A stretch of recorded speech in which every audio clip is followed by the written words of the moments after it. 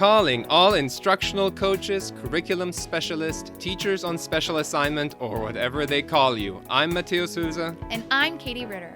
As instructional coaches, we are often responsible for our own professional learning and can sometimes feel pretty isolated in our role. That's why we're here, bridging the gap with a wealth of tips, tricks, and building a community of coaches. So hit the restart button with us. Recharge your coaching batteries. And hopefully you'll leave feeling just a little bit less on your own coaching island. Welcome back to another episode of Restart Recharge, dear listeners. Now, before we get started, I'd like to introduce our co-host for this episode, Celine Thomas, right here. Oh, hey, how's everyone doing? Celine is our co-producer, and yeah, she has recently joined us in the production of this show. She's another instructional coach here at Forward Edge. And yeah, do you want to say something to introduce yourself? I'm excited to be here. This is awesome that I jumped in and now I'm actually doing a co-host podcast episode. I wasn't expecting to do this, but I'm excited. Yeah, Let's do it. up until an hour and a half ago, nobody knew. It's fine. All right. And today we're focusing on the role of measuring your impact of data as a teacher coach. We'll discuss crucial data points, relationship building strategies, and methods for ensuring sustained positive change. Now, get ready for a data deep dive. Selena, you ready for a data deep dive? Let's do it. Let's do it. All right. So our guest today is Elizabeth Sillies. She has an impressive background spanning nearly 2 decades in education. Elizabeth has worn many hats from substitute and classroom teacher to Title I supervisor and literacy coach. Currently, she is leveraging her extensive experience at a next generation curriculum company. So let's welcome Elizabeth to the pod. Welcome, Elizabeth. Hi, happy to be here. Thanks for having me. Yeah, Elizabeth, thank you so much for being here. We have been thinking about this episode for a while because it is one of those really, really important things. As coaches, we feel like we often have to prove the impact that we're making. And a lot of that comes out data and collecting the correct data and making sure that, we can make some insights out of those. So we wanted to pick your brain a little bit today and see what you got for us. Maybe we can have something for our coaches to take home from here. Sure. All right. Do it. Dive in here. Got our swim trunks on. All right.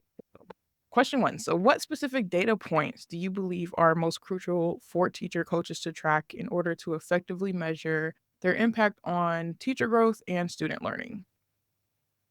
So I rely heavily on first layer being the benchmarking data for the platforms that the district uses. I think that being in the field, being hands-on with your teachers, that's the data that they're using daily to drive their instruction. So if you're supporting that, you're going to see that reflected in their scores as well. As a coach, I can say over the years, now, when I started as a coach, COVID hit. So my first year as a coach did not go as coaching was planned. And so then, going into years 2, 3, and 4, I feel like I didn't do the same thing each of those years because I had to shift to meet the need. Yeah. So there wasn't a magical tool for me from the coaching lens that I could fall back on, but I had to rely heavily on that benchmarking data because that was the teacher expectation. And if I'm going to support the teachers, that's my expectation too. So that middle of year, beginning of year, middle of year, end of year benchmarking piece, whether it's we use MAP, we use Dibble, but also helping them come up with those short cycle assessments or what are those touch points in between the benchmarking phases that can also show the growth that they're seeing in their students. Because if the teachers aren't growing, the students aren't growing. So for me, it was relying heavily on the benchmarking piece. With everything changing so much year to year, curriculum, staffing, class sizes, student needs, emotional needs, that to me was the one thing that stayed consistent year after year. That was the biggest thing for me that could give an indicator of the work that they were doing and what I was doing and is it working. And so you mentioned also collecting data on teacher specific, like besides benchmark data, what kind of metrics were you thinking about in that regard? So we would have ongoing agendas essentially. And when we would meet with our teams every Thursday, it was during their plan time. And that was just a running record, honestly. And you could see it was sometimes there were very frustrating weeks based on what they were putting on there as talking points. And sometimes it was like a data celebration. Hey, we did really great on such and such. So that was kind of the ongoing pulse. And that was somewhere where you could put your resources that they could get to at, the snap of the finger. It was something that you could put on the docket that maybe they would have to start discussing before you showed up. So that way you had constructive conversation from the time you would get there. And while they probably didn't see that as a coaching tool, it's what I used as a coaching tool because I constantly had a running record of where have we been, and I could put on there of where we're going without them really even knowing that. So it wasn't like it didn't necessarily to them look like it was like me critiquing them. It was, here's where we're going next. So coaching sometimes can look scary to some. I found that the newbies are like, come on in. I'd love to have you. And the ones who are the more veteran teachers are like, you want to tell me how to do what?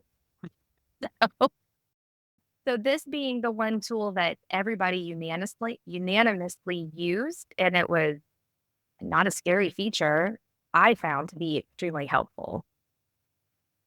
That's awesome. And then you mentioned the veteran teachers and the younger teachers and newbies.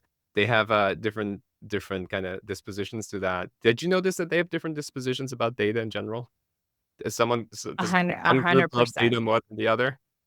100%. Yes, yes. I mean, we still have our teachers who want to keep, the pencil paper record book style for grades, and they're very. I don't want to call them paper pushers, but they want that hard data in front of them. Whereas I feel like our newer generations of teachers are very much on like an informal assessment range. You can look out into your class and you can see, are they getting it? Are they not? It can be a very simple thumbs up on your thoughts of, or the range of, on a scale of 1 to 3, one being super secure. Let me see the ones. If we're still struggling, let me see the twos. That's not necessarily that wasn't taught 50 years ago in college prior to having now 20 plus years of experience. And yeah, it's very different, I think. It's shifted even since I was a classroom teacher to now being a coach. And I look back and I think, man, if I was still in the classroom, I would do so many things differently. So, you to each their own. And you can't force change.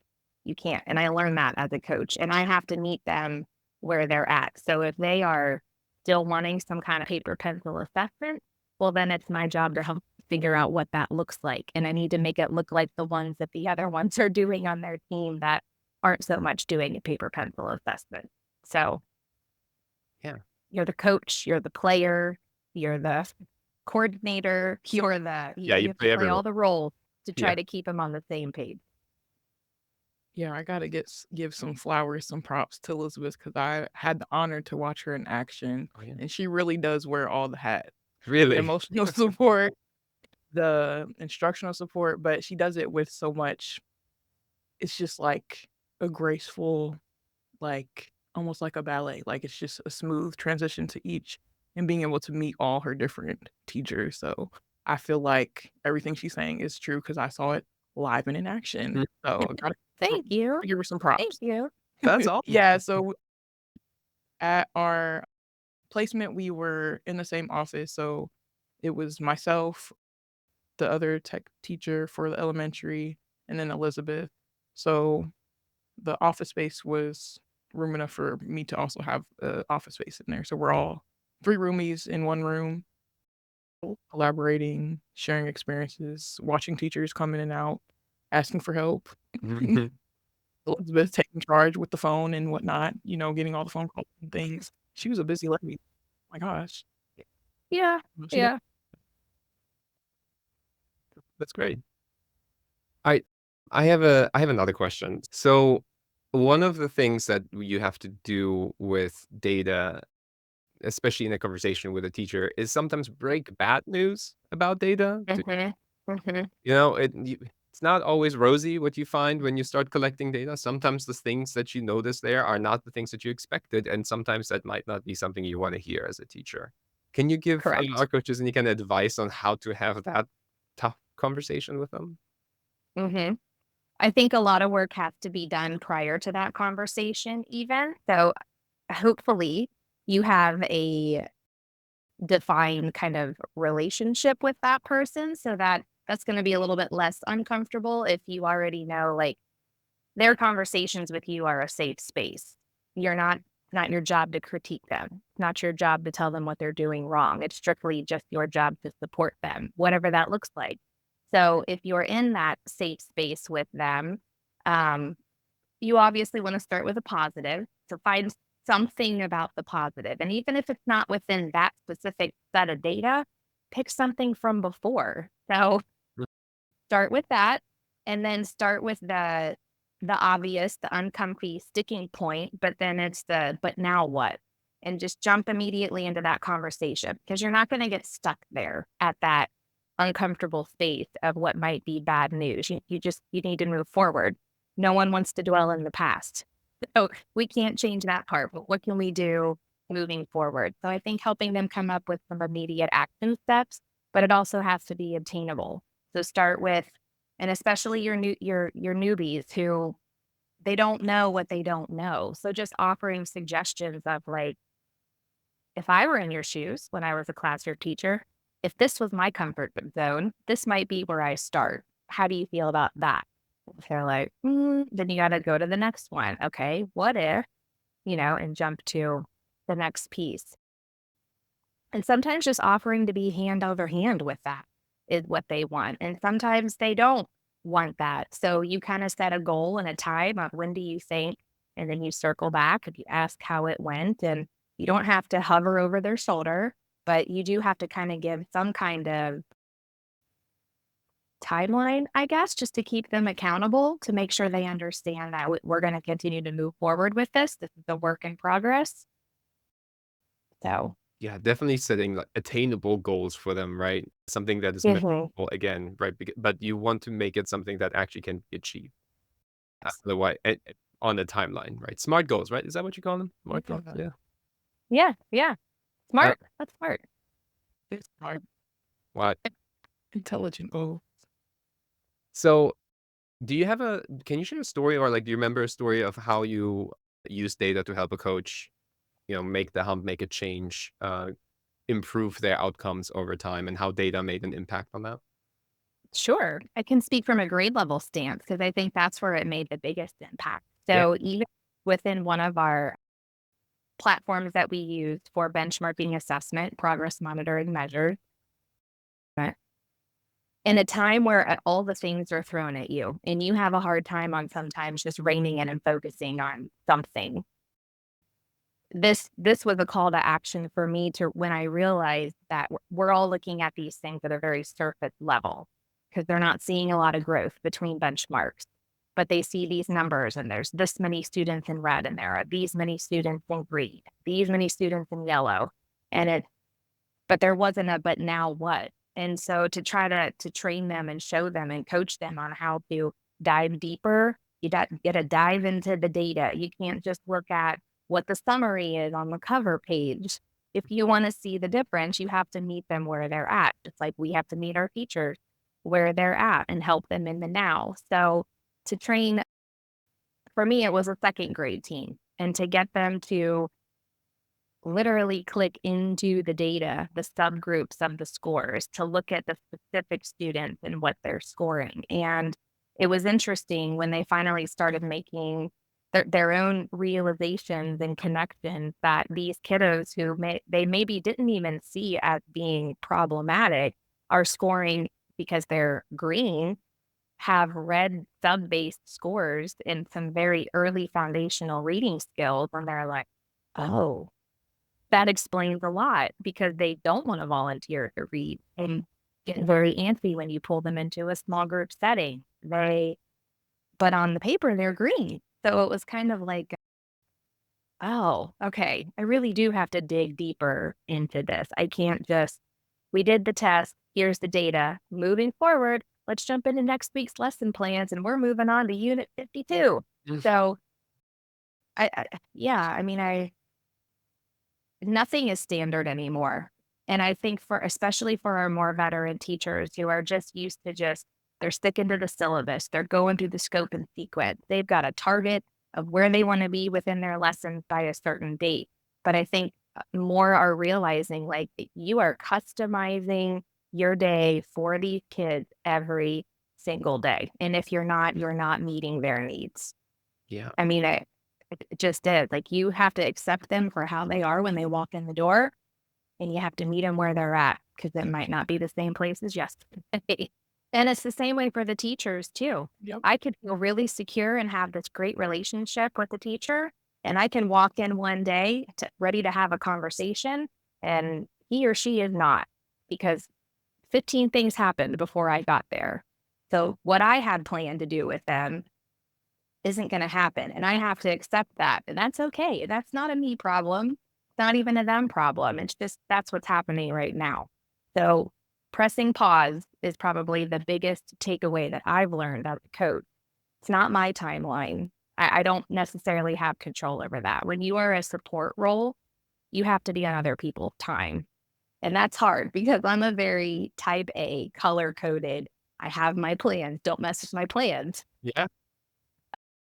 And I think that's kind of why I fumbled a little bit in the beginning of my coaching piece because I came in with all these big ideas. And this was like a dream position of like, this is what I've always wanted to do. Figured it out. I know what I want to do when I grow up. And not everyone's ready for that, you know? So sometimes you have to put yourself on pause and figure out what your next steps are. So You made so many cool and interesting points here. I am struggling to write all my follow-up questions down. I think the you made it such a good point about realizing being a type A coach or being someone that has been in the classroom for 10 years and has had their own classroom, very much a lot of autonomy in that space.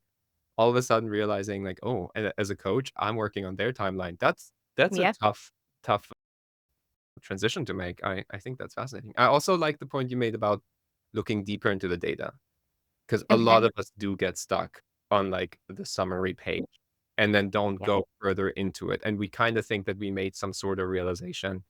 Do you suggest that that's a big thing that coaches can do? Look at that data deeper and then prepare it and come with that information to them. Maybe, right? Get them interested in looking deeper into the data. absolutely. But you kind of have to bait them if you want them to have constructive conversation. So you need to have looked at it beforehand. And that's where for me I relied heavily on that running team agenda. That was somewhere where I could put a few nuggets for them, what I wanted them to focus on. Leaning on your team leaders is another huge piece because you can't be everywhere all the time, but your team leaders work amongst their team weekly, sometimes daily if they have common plan time, depending on the team and what their schedule is. So I think that that was something else that I learned kind of quickly too. If I want my impact to continue, it's not just me. I'm only one person here. So to have, or sometimes it's your building leadership team, your district leadership team, your principals and assistant principals. They all have to be on the same page with you of what your common goals are. You're going to be working against each other. You can't have your principal walk into a teacher and say, well, I'm expecting you to show me X, Y, Z when it comes to data. And then you walk in the door and you say, well, I would love to see something completely different. You're going to overwhelm them.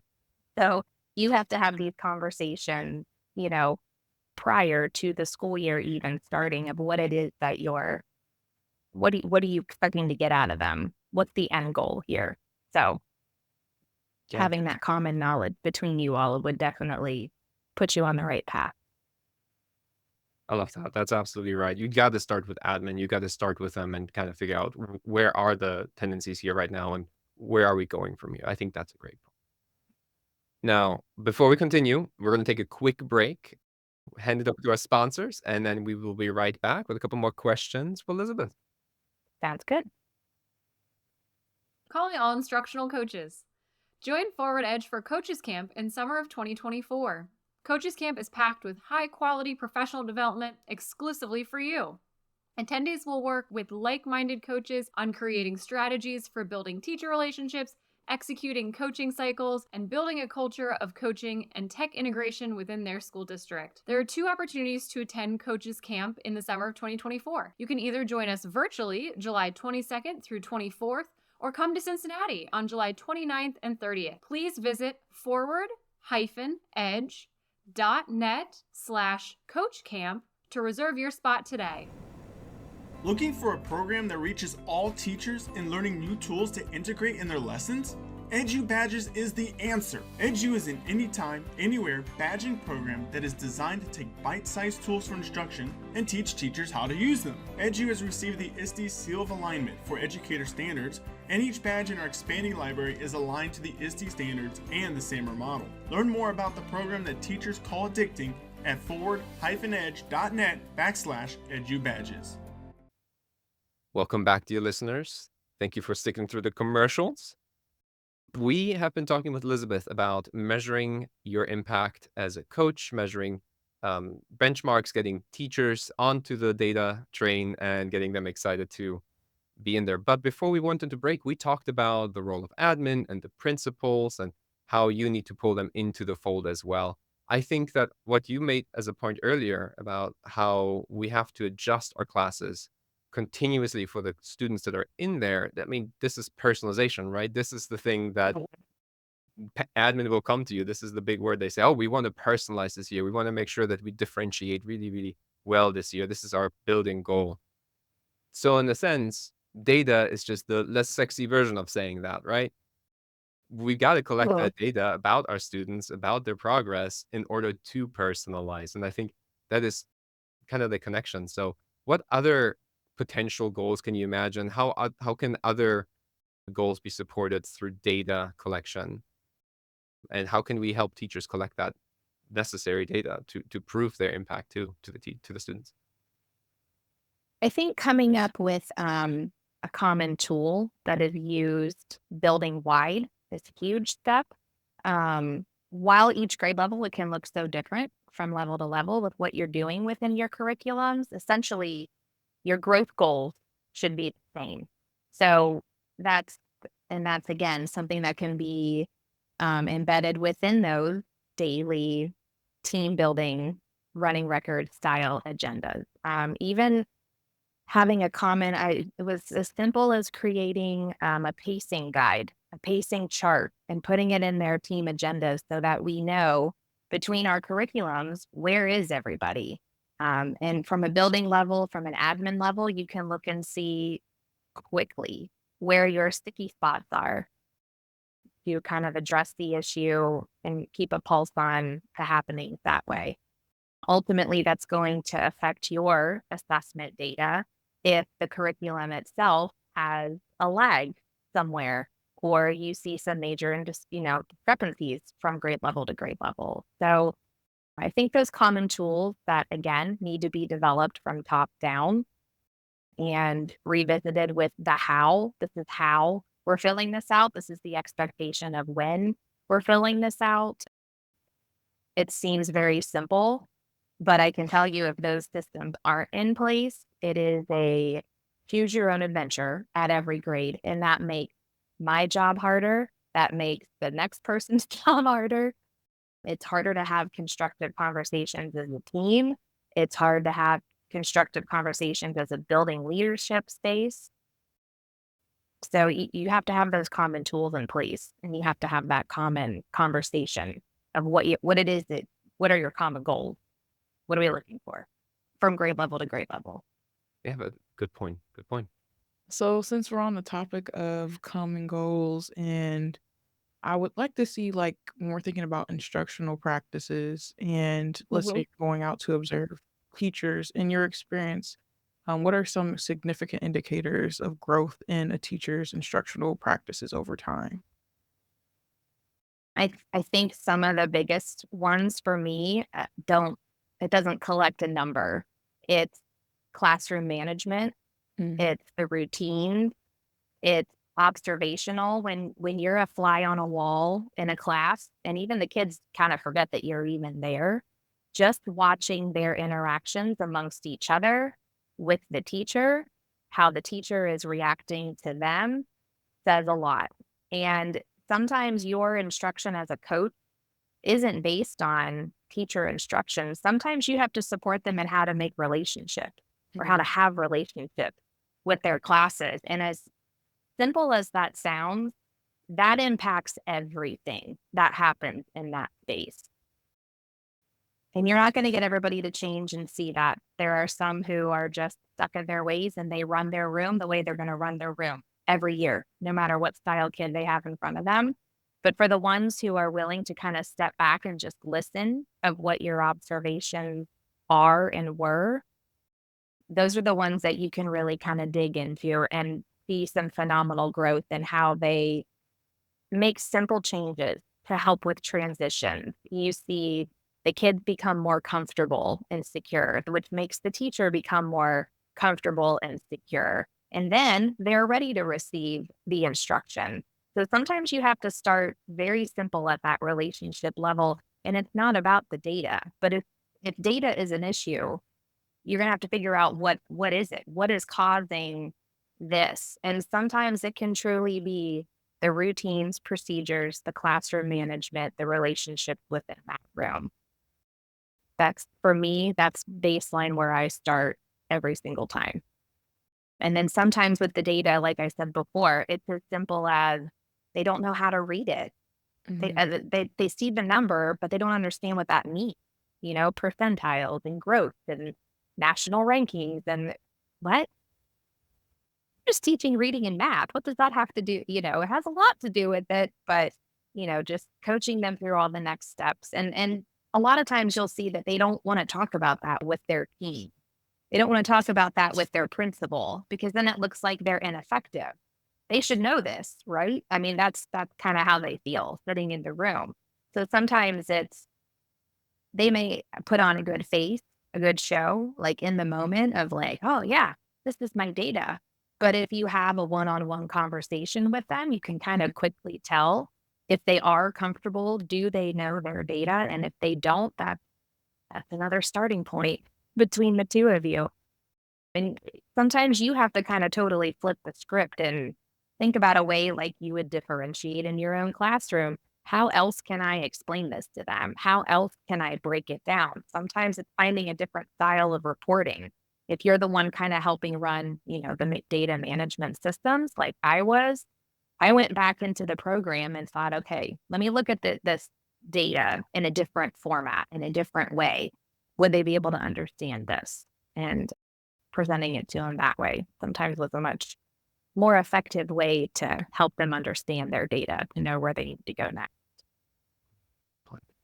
I love that because I can imagine just being a teacher and knowing that I'm struggling. That's why I'm glad you touched on that point and thinking about, yeah, I know I'm struggling with these students in this way, but how do I even say that? How do I express that I'm struggling? Mhm.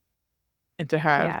a coach like yourself come in and say, okay, here's an approach, or, thinking in that perspective, okay, how do I approach this teacher and give them the right resources so that they don't feel that way? Because I think that's the hard part is, which I think you touched on magnificently, is developing the rapport with that teacher so they know, Mhm. hey, you can come to me. Let's talk about the data. Let's talk about how we can approach this. Let's work together to get to the next point. So, yeah, any like additional like ways that maybe you develop like a specific plan for a teacher or a group of teachers even? I know you talked a little bit about specific team that were struggling to Mhm. get to their data points. Like, what are some resources or strategies that you've used that you feel like, okay, this is like in my tool belt. I'll bring this every time I'm struggling with helping a teacher get to that point. For us in my previous district, we were pretty new within our curriculums. So I relied heavily on the resources within those curriculums because that part wasn't going to change. Yeah. If myself as a coach, my role changed if teammates amongst themselves retire, switch to a different grade level. And that was another thing too. You do often have teachers who will move up or move down a grade level, and you'll have those shifts. If they have to learn a whole new set of things to function within their space, that's just a whole other stressor. So Mhm. if you can pull out those embedded resources within your curriculum sets, that's going to give you that continuity that you need amongst the grade levels. Um, and sometimes it's, again, surface level, they'll say they know it. But when you dive deeper into those resources that are in there, you'll quickly find that some of them are like, "Whoa, I had no idea this was here." But Mhm. again, curriculums are so robust, and you just give me what I need to know to be able to produce this and look like I know what I'm doing in front of these 20 plus faces that come to me every day. So sometimes it's using the tips and tools and tricks within those curriculums, whether it's, looking at the scope and sequence and helping them get their planning on track, coming up with when are we going to assess? Can we use the assessments that are embedded here? Or when we're looking at it, is that not a fair assessment? And we want to tweak it as a grade level team to make it fit our needs a little bit better. For me, I've in my years of doing this, I have figured out that I have to simplify. There has to be continuity. There has to be the baseline norm for me. And with me, I rely on curriculum. I rely on my benchmarking data, and it's communication from the top down.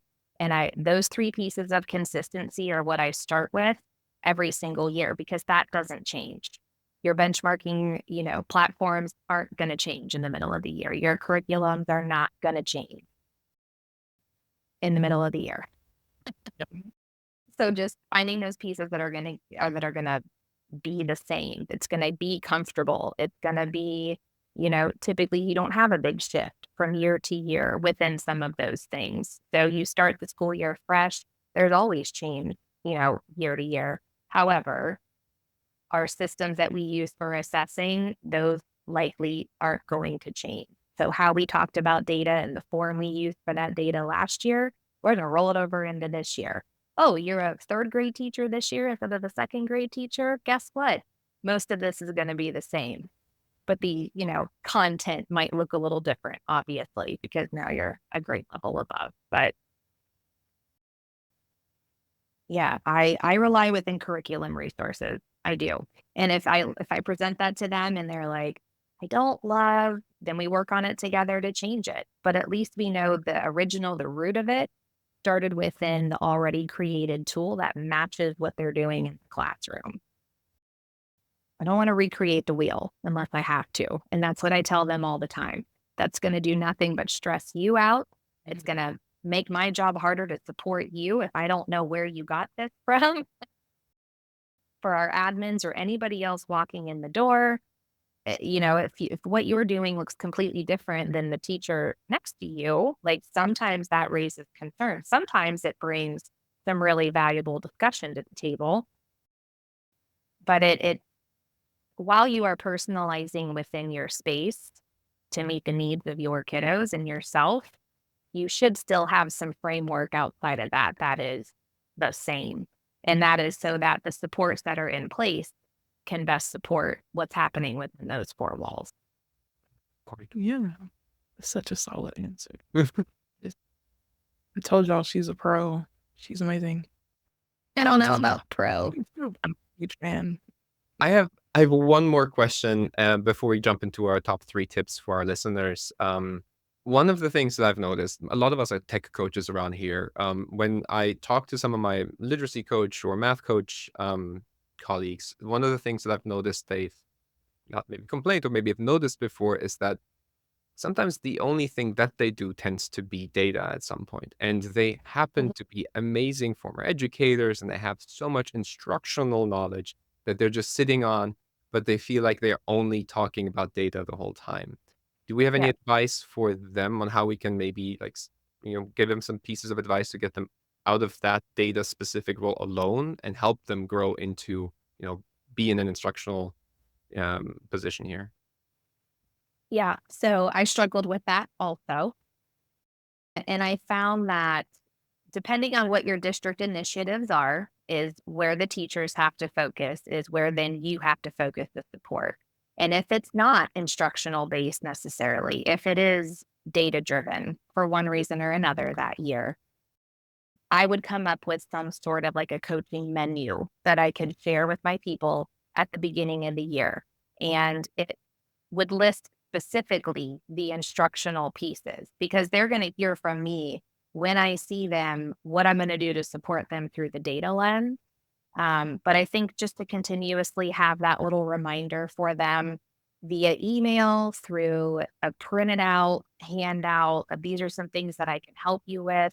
Um, I might even like look ahead at a lesson, like let's say within their ELA curriculum, and put something together just to showcase, like, hey, if you wanted to switch things up a bit, or if you wanted, wanted me to come over and co-teach with you on XYZ, like here's something. So it's almost like giving them a sample to look forward to see in action, like, hey, this person actually got into the curriculum using something that I'm going to be doing ahead of time.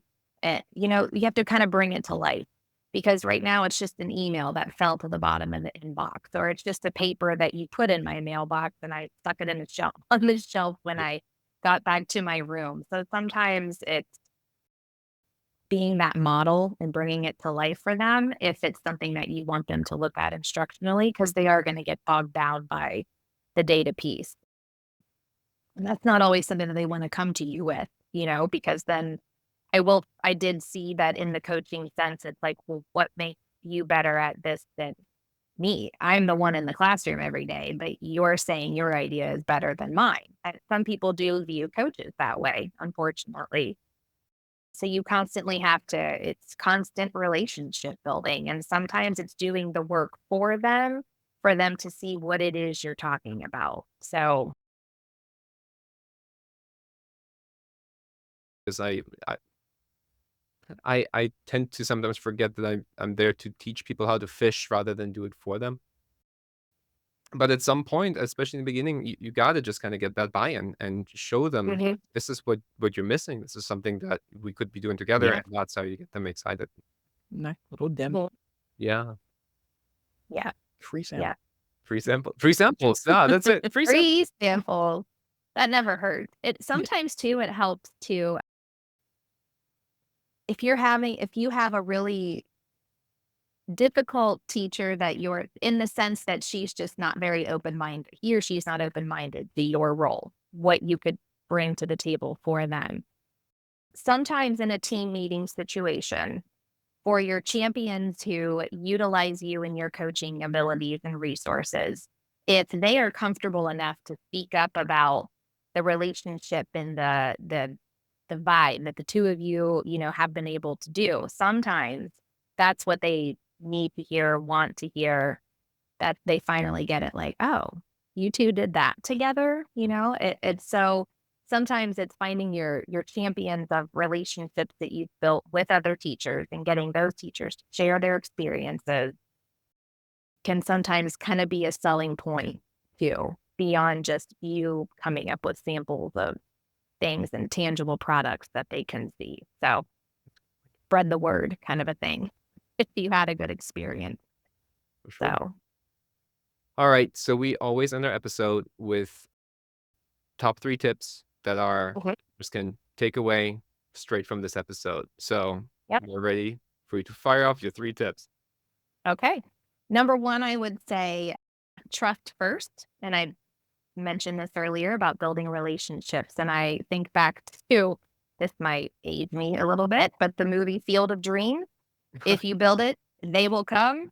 That's essentially how trust works in every capacity. If you build that trust with your teachers, they will come to you for support.